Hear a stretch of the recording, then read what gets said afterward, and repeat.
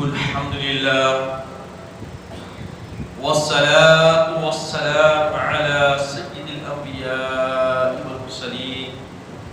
وعلى آله وصحبه وأزواجه وأهل بيته وأحفاده أجمعين دائما أبدا أبدا إلى يوم الدين. بعد حمد والصلاة أعوذ بالله من الشيطان الرجيم. بسم الله الرحمن الرحيم. ثاني اثنين إذ هما في الغار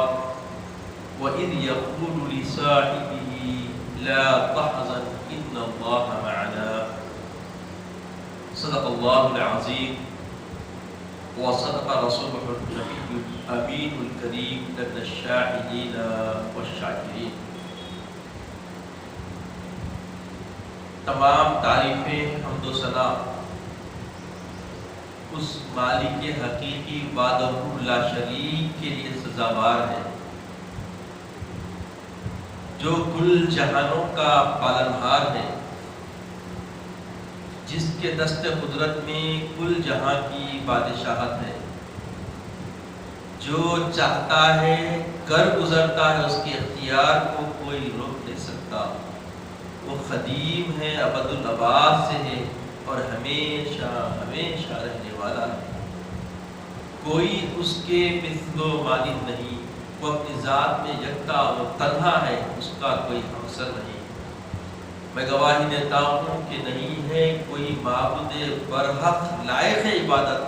سوائے اللہ مجدہ کے، اور میں یہ بھی گواہی دیتا ہوں کہ محمد عربی صلی اللہ تعالی علیہ وآلہ وسلم اللہ کے بندے اور خاص رسول ہیں. صلاۃ والسلام نازل ہو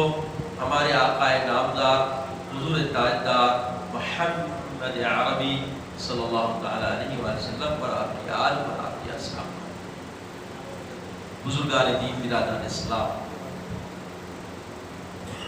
اللہ تبارک و تعالی کا یہ کرم بالائے کرم ہے کہ اس نے ہمیں اپنے محبوب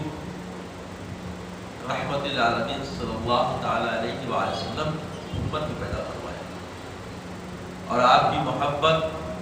اور اصحاب کی محبت ہمارے سینوں میں جاگوزی فرمایا،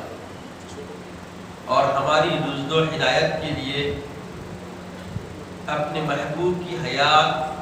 اور اپنے محبوب کے حواریین کی حیات کو نمونہ اپنایا. عزیز اور بزرگوں، اللہ تبارک و تعالی اس آیت کریمہ میں جو ابھی میں نے خطبے کے بعد تلاوت کی ہے، اس میں فرما رہا ہے کہ لا تنصروا، اگر تم مدد نہ کرو، نصرہ اللہ، اللہ ان کی مدد فرمائے. شروع آیت جو ہو رہی ہے کہ جب کفار نے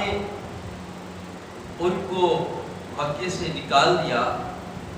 تو حقیقی طور پہ ان کی امداد، ان کی مدد اللہ نے فرمائی. ان میں کا دوسرا جو ان کا رفیق صاحب تھا، ان کو تسکین اور راحت کا سکینہ تو اللہ نے نازل فرمایا، اور ان کو طمانینت دی، ان کو مطمئن کر دیا جبکہ وہ گھبرا رہے تھے. چاہے کوئی گروہ ان کی مدد کرے نہ کرے، اللہ سبحانہ و تعالیٰ ان کا مددگار ہے. اللہ بہترین طریقے سے ہر چیز کا جاننے والا ہے. تو عزیز اور بزرگوں، اس آیت کریمہ میں اللہ سبحانہ و تعالیٰ نے اپنے محبوب کے رفیق خاص، جن کا نام دنیا میں ابو بکر اور آسمانوں میں صدیق سے یاد کیا جاتا ہے، ان کی فضیلت کو، ان کی رفعت کو، ان کی بلندی کو، ان کی افضلیت کو بیان کروایا. کسی صحابی کو صحابی کے ذریعے نام سے اللہ نے اگر یاد کیا ہے وَإِذْ يَقُولُ لِصَاحِبِهِ، جب آپ اپنے صاحب سے فرما رہے ہیں، اپنے صحابی سے فرما رہے ہیں، وَإِذْ يَقُولُ لِصَاحِبِهِ لا تخف ولا تحزن ان اللہ لا تحزن ان اللہ معنا، غم کرنے کی ضرورت نہیں ہے، اللہ ہمارے ساتھ ہے۔ تو حبیب پاک کا سب سے پہلے آپ کو چننے کے لیے آپ کے حواری تو بہت تھے، نسبی اعتبار سے بھی قریب رہنے والے بہت تھے، نسب حسب سے بھی آپ کے قریبی لوگ بہت سارے تھے، مگر ان سب میں اللہ کے محبوب رحمت عالم خاتم النبی صلی اللہ علیہ وسلم نے سیدنا ابوبکر صدیق کو چنا، جو سوائے رفیق کے دوسرا کوئی رشتہ ان سے نہ تھا، بمقابل اوروں کے کہ کئی اعتبار سے وہ قریب تر تھے، مگر آپ کو منتخب کر کے آپ نے بتا دیا کہ وہ سارے جو نسب سے قریب ہے ان سے بھی بڑھ کر، ان سے بھی اعلیٰ، ان سے بھی عرفہ اگر کوئی ہے میرے نزدیک تو میرا محبوب صدیق اکبر ہے۔ تو اس آیت کریمہ میں اس سفر میں رفاقت کی وجہ سے بھی اللہ تعالیٰ نے یہاں اس پہلو کو اجاگر کر دیا کہ اے امت مسلمہ، امت محمدیہ سن لو، اللہ رسول کے بعد اگر کوئی ہستی فضیلت والی تمہارے پاس ہے تو وہ کون ہے؟ حضرت سیدنا ابوبکر صدیق رضی اللہ تعالیٰ۔ اور پھر اللہ کے حبیب کا اعتماد، بھروسہ کہ اس وقت حالات بہت متغیر تھے، مختلف فی احوال حالات میں آپ نے سفر فرمایا تھا، اور ان حالات میں جو اللہ کے حبیب نے بھروسہ کیا کس پہ کیا؟ حضرت صدیق اکبر نے کیا۔ تو اب یہاں پر اس پہلو سے بھی اگر آپ دیکھیں گے تو افضلیت حضرت سیدنا صدیق اکبر کی نمایاں نظر آتی ہے، اور اللہ کے حبیب صلی اللہ تعالی علیہ وآلہ وسلم کثرت سے جو پسند فرماتے تھے اور اپنی پسند کا اظہار کیا۔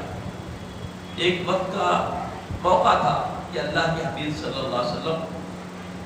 مسجد سے باہر تشریف لا رہے تھے، سیدھے ہاتھ میں سیدنا ابوبکر صدیق کا ہاتھ تھا، بائیں ہاتھ میں حضرت سیدنا عمر فاروق رضی اللہ تعالیٰ عنہ کا دستور، دونوں ہاتھ پکڑے ہوئے اللہ کے رسول باہر تشریف لائے اور فرمائے کہ جس طریقے سے یہاں یہ دونوں میرے ساتھ ہیں ایسے ہی جنت میں یہ میرے ساتھ ہیں۔ تو عزیزوں اور بزرگوں، یہ ابھی حبیب پاک کا یہ فرمان جو طبرانی کی حدیث میں آیا ہے، اس فرمان کے مطابق ہم دیکھتے ہیں تو نہ صرف اس لمحے اس وقت ساتھ تھے، بلکہ وہ آخرت کی صحبت و رفاقت کو بھی اللہ کے رسول نے بیان فرمایا، مگر اس دنیا سے ظاہری پردے کے بعد بھی دونوں ساتھ ہیں۔ غور کریں،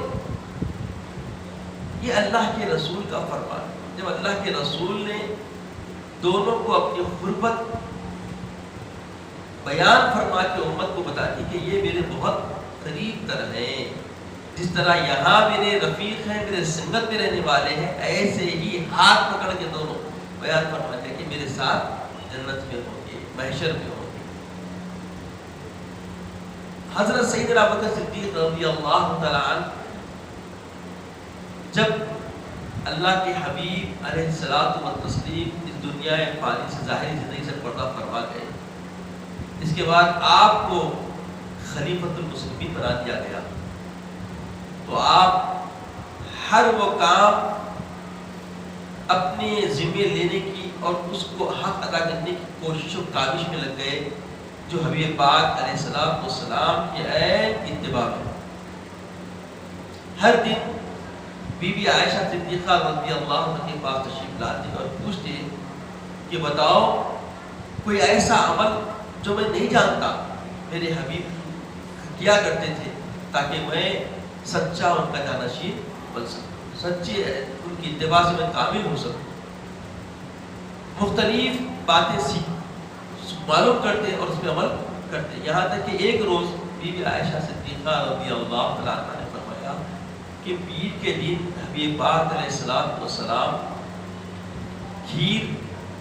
حلوہ میٹھی بنا کر، کھیر میٹھی بنا کر اس راستے پر چلے جاتے، پتہ نہیں کہاں جاتے، جب پیالہ لے آتے بھرا ہوا ہوتا اور جب تشریف لاتے تو وہ خالی ہوتا۔ جب برتن جب لے آتے تو کیا ہوتا، وہ بھرا ہوا لگا ہوا ہوتا، اور جب خالی آتے تو وہ خالی ہوتا۔ تو صدیق اکبر نے حکم دیا کہ چلو مجھے بھی عید کے دن کسی کھیر بنا کے دے دے، اس طرح اللہ نے بنایا ہے۔ بنوانے لگا، ایک کھیر لیا اور چلے گئے۔ جاتے گئے صحرا سے پار کر لیے، وادیوں سے پار کر لیے تو ایک کھائی نظر آئی، ایک کوفہ نظر آئی۔ اس کوفہ میں تشریف لے گئے، دیکھا کہ جیسے آپ کی سنچل ہوئی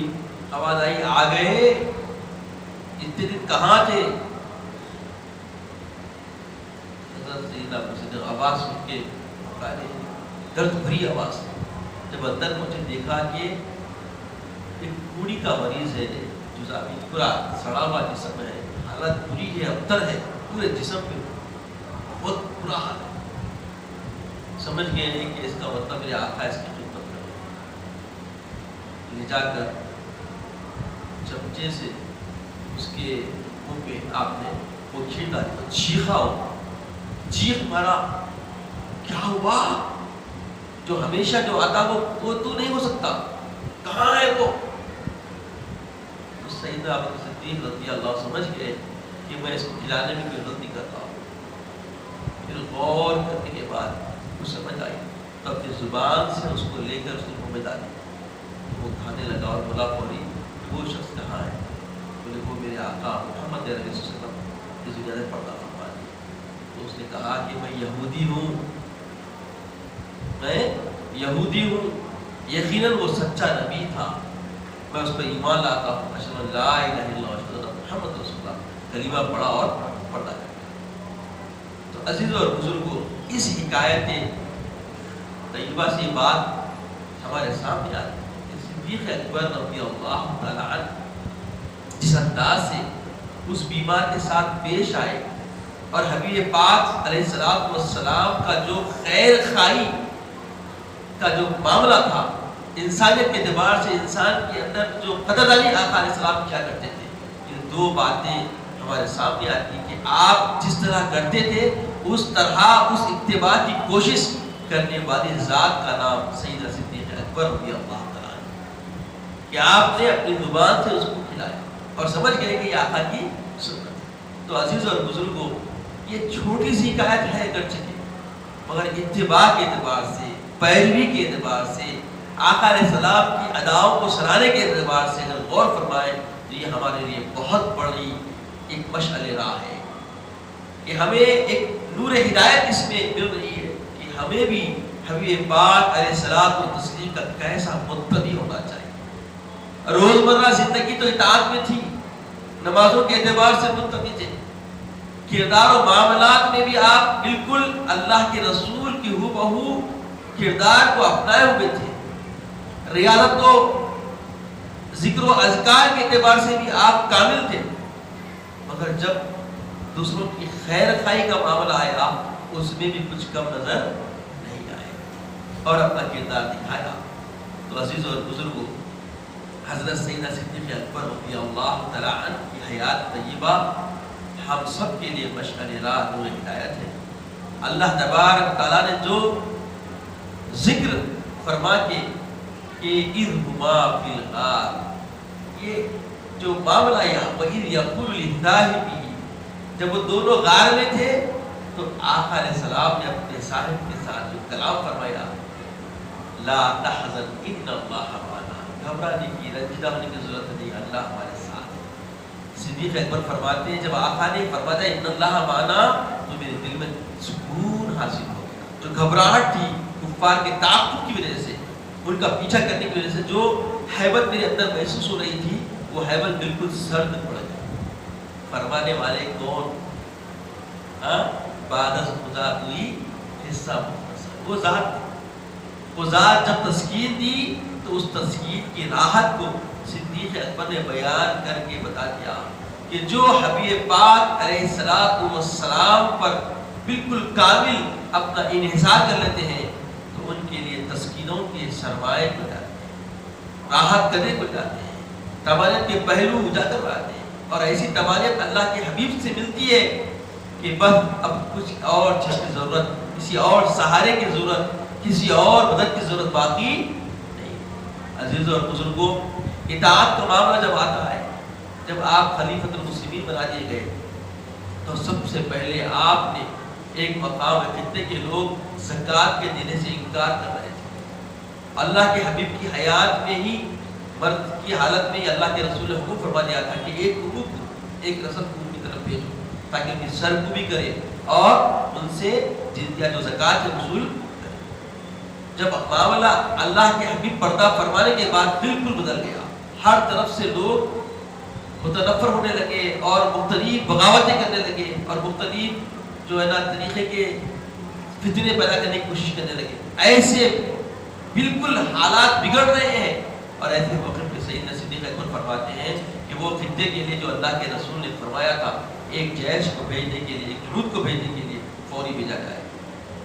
حضرت سیدنا عمر فاروق، عثمان غنی، مولا علی کرم اللہ وجہہ الکریم جو آپ کے مشیرین تھے، فرمانے لگے کہ بھائی اب حالات بہت برے ہیں، خود اس وقت ہمیں اپنے صدر مرکز کو سنبھالنے کا موقع ہے، اور اگر ہم اتنی بڑی جماعت کو وہاں بھیج دیں گے تو یہ کیا معاملہ ہوگا کہ نہیں، میرے آقا نے فرما دیا